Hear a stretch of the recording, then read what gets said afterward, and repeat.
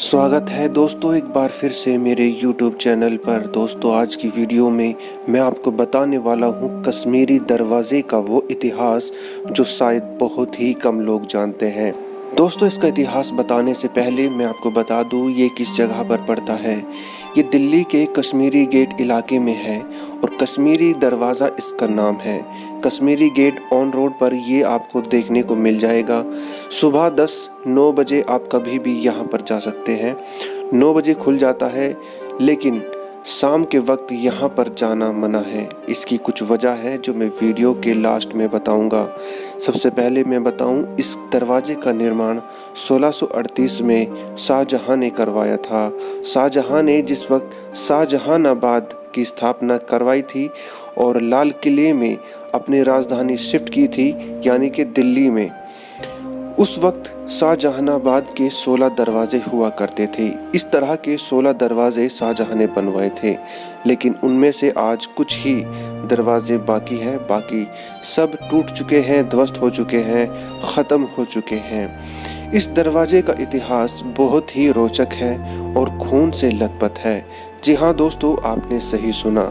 शाहजहानाबाद बनने के बाद यहाँ पर जो सैनिक हुआ करते थे, शाही सैनिक, वो रहते थे और इस दरवाजे का इस्तेमाल शाहजहानाबाद शहर में आने जाने के लिए किया जाता था।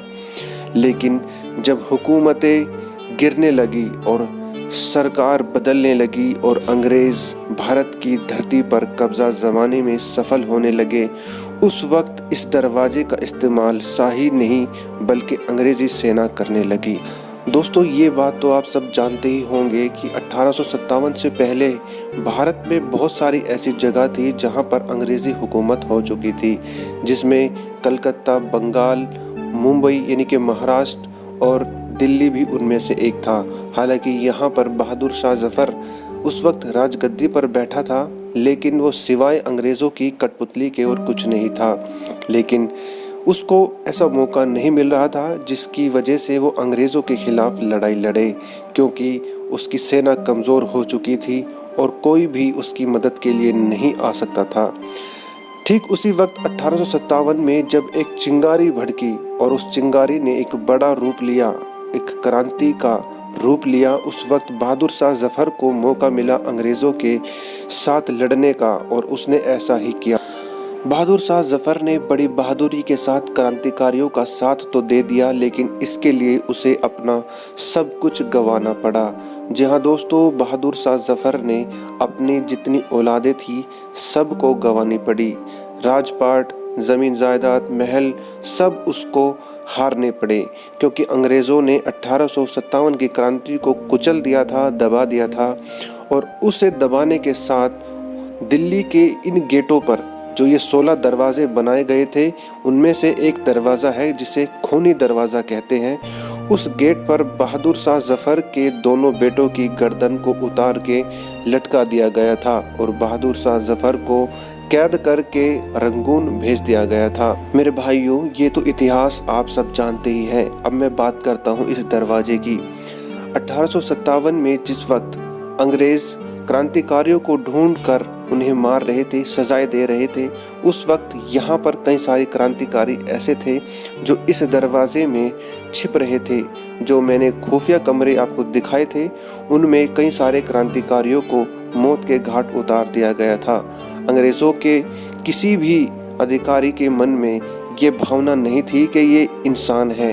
वो भारतीयों को इंसान न समझकर जानवर समझते थे और जानवरों की तरह मारते थे।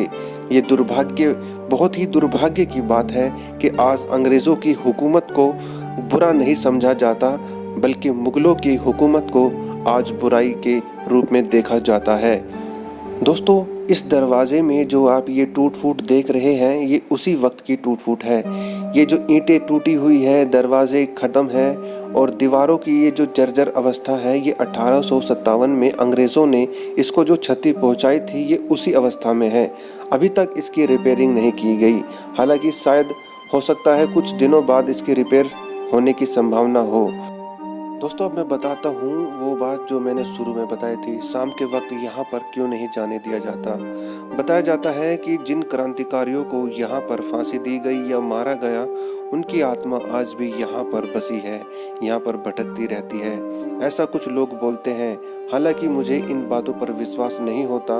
अगर फिर भी आपका मन करे तो एक बार आप जाकर देख सकते हैं। और दोस्तों, जानकारी आपको कैसी लगी कमेंट कर बताइए। चैनल को सब्सक्राइब करें, लाइक करना बिल्कुल ना भूलें।